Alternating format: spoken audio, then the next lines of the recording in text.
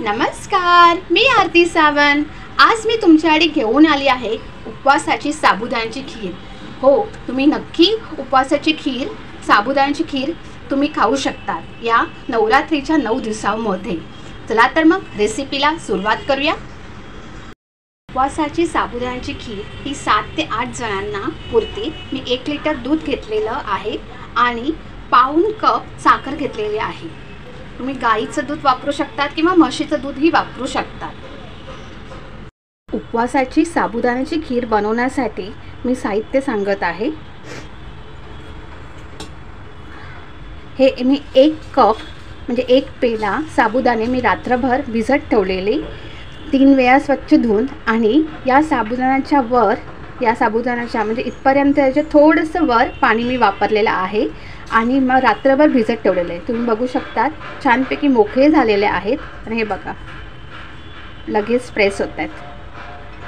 जर तुमच्याकडे वेळ नसेल तर 1.5 तासात भिजवले तरी चालतील किंवा 3 तासात। जर वेळ असेल तर रात्रभर भिजत ठेवा हे साबुदाणे आणि मग त्याची खीर बनवा।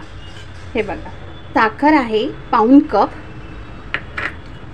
बदाम घेतले आहेत 5-6 आणि त्याचे तुकडे केलेले आहेत, काजू घेतलेले आहेत 5-6, केशर आहे, वेलची पूड आहे आणि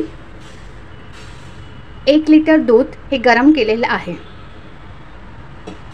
कढई मी गरम करत ठेवलेली, तूप घालत आहे 2 चमचे। तूप चांगलं गरम होऊ दे। तूप गरम झाल्यावर बदाम घालायचे आहेत, काजू 1 मिनिट थोडंसं तुपामध्ये परतून घेऊया। जर तुम्हाला उपवासाला काजू बदाम नाही घालायचे असेल तर तुम्ही खात नसाल तरी चालेल, नाही घातले तरी चालेल। जर तुम्ही घालत असाल तर तुम्ही घाला आणि तुमच्या आवडीनुसार तुम्ही काजू आणि बदाम किंवा पिस्ता तुम्ही वापरू शकता किंवा काही खजूरही वापरू शकतात, म्हणजे तुमची खीर ही पौष्टिक होऊ शकते। काजू बदाम छानपैकी परतून झालेले आहेत। आता आपल्याला हे साबुदाणे जे आपण भिजत ठेवले रात्रभर ते आपल्याला घालायचे आहेत। 1 कप आहेत, हे बघा छानपैकी फुललेले आहेत। आता आपण कढईमध्ये घालायचे आहे, गॅस स्लोच ठेवायचा आहे आणि 2 ते 3 मिनिटं स्लो गॅसवर हे साबुदाणे परतून घ्यायचे आहेत।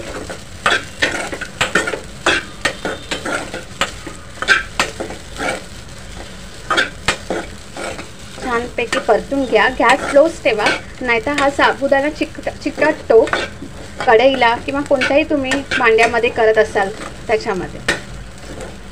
1 मिनिट 2-3 मिनिटं छानपैकी परतून घेऊया। आता आपल्याला 2-3 मिनिटं झालेले आहेत साबुदाण्याला। मी 1 लिटर दूध मी गाईचं वापरत आहे, तुम्ही म्हशीचं दूध वापरलात तरी चालेल, जेणेकरून तुमची खीर उपवासाची खीर दाटसर होईल। गाईचं वापरलात तरी काही हरकत नाही। आता आपण गॅस फास्ट करून साबुदाणे आणि दुधाला आणि ड्रायफ्रूटला छानपैकी उकळी येऊ दे, पण आपला हात हा ढवळतच राहायला पाहिजे, कारण का साबुदाणे मध्ये स्टार्च असतात आणि त्यामुळे भांड्याला चिकटतील आणि करपून जातील, म्हणून आपण आपला हात सतत ढवळत राहावा।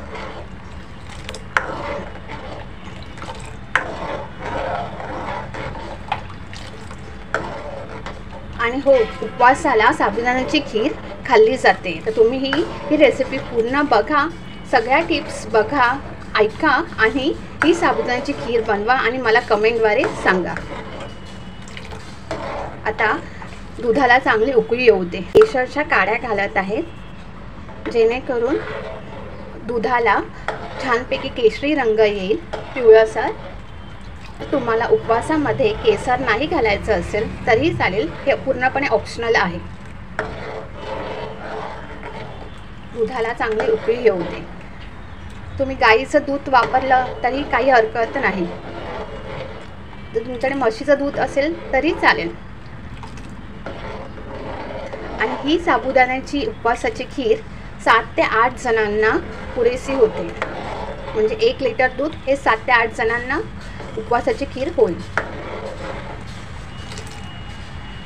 जर तुमच्याकडे केशर वेलची सिरप असेल ते तुम्ही घालू शकता, किंवा केशर असेल अख्ख्या काड्या तेही चालेल. हे बघा, दुधाला चांगली उकळी आलेली आहे. आता आपण गॅस स्लो करूया आणि 10 मिनटं हे साबुदाणे दुधामध्ये चांगले शिजू दे. पण आपला सतत ढवळत राहावं लागेल, कारण का साबुदाण्यामध्ये स्टार्च असतं म्हणून ते भांड्याला चिटकेल, कढईला चिटकेल, म्हणून सतत ढवळत राहा आणि हे 10 मिनटं साबुदाणा चांगला शिजू दे. साबुदाण्याची खीर घट्ट होते आणि मध्ये मध्ये आपण ढवळत राहायचं आहे. आणि साईडला जी साय जमा होते ती खरडवून एकत्र करा आणि दुधामध्ये मिक्स करा.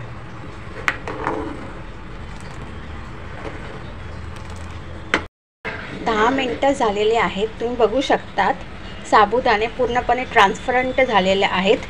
हे बघा. आता आपल्याला साखर घालायची आहे, पाऊण कप. तुम्ही तुमच्या चवीनुसार तुम्ही घालू शकता, कमी जास्त. आणि साखर घातल्यामुळे जरी तुम्हाला आता ही घट्ट दिसत आहे साबुदाण्याची खीर, पण आता साखर घातल्यामुळे परत पातळ होईल. हे बघा, मगाशी घट्ट होती, आता पातळ झाली आहे, कारण का आपण साखर घातली ना म्हणून. साईडचं साय जी खरडवून घ्यायची आहे आणि दुधामध्ये मिक्स करा.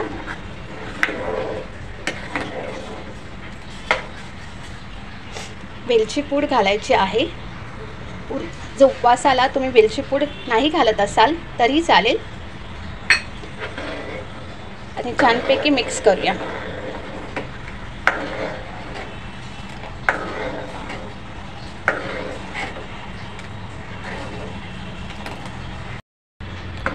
सात मिनिटं झालेली आहेत.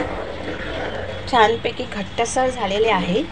हे बघा, तुम्ही बघू शकतात, छानपैकी झालेले आहे. हलकसर पिवळासा रंग आलेला आहे केशर टाकल्यामुळे. तुम्ही ही उपवासाची खीर कधीही बनवू शकतात. या उपवासाच्या 9 दिवसांमध्ये, नवरात्रीमध्ये तुम्ही नक्की ट्राय करा आणि कमेंटद्वारे मला नक्की सांगा. आणि लाईक, शेअर, सबस्क्राईब करायला विसरू नका. आता आपण गॅस बंद करूया. आता मी सर्व करत आहे. ही उपवासाची खीर जसजशी थंड झाल्यावर घट्ट होत जाते. या 9 दिवसाच्या नवरात्री दिवसांमध्ये ही उपवासाची खीर बनवा. उपवासाची खिचडीची रेसिपी मी अन्नपूर्णा चॅनलवर अपलोड केलेली आहे. तुम्ही नक्की बघा आणि ट्राय करा. उपवासाचे साबुदाण्याचे वडे, उपवासाचे नगेट्स, ही रेसिपी मी शेअर केलेली आहे माझ्या अन्नपूर्णा चॅनलवर. तुम्ही नक्की ट्राय करा. वरून मी ड्रायफ्रूट्स घालत आहे, सुकामेवा. जर तुम्हाला घालायचे नसतील ड्रायफ्रूट्स तरी चालेल. केशरच्या काड्या घालत आहेत. संपूर्णपणे ऑप्शनल आहे. तुम्हाला उपवासाची साबुदाण्याची खीर नक्की आवडल्यास लाईक, शेअर, सबस्क्राईब करायला विसरू नका. Shri Swami Samarth. Bless you. Thank you. God bless you. सबस्क्राईबच्या बाजूला बेल आयकॉन आहे, तिथे क्लिक करा, जेणेकरून नेहमी तुम्हाला नोटिफिकेशन येईल. नवनवीन व्हिडिओज तुम्हाला बघता येईल आणि तुम्ही नक्की तुमच्या घरी ट्राय करा आणि कमेंटद्वारे सांगा. तुम्ही माझे प्रत्येक व्हिडिओ वेळात वेळ काढून बघतात, त्यासाठी तुमचे मनापासून धन्यवाद. माझा शेंगदाण्याचा लाडूचा व्हिडिओ मी अपलोड केलेला अन्नपूर्णा चॅनलवर, तोही छानपैकी तुम्ही मला प्रतिसाद दिला, त्यासाठी मनापासून धन्यवाद. Thank you so much. Shri Swami Samarth. Bless you. God bless you. Thank you.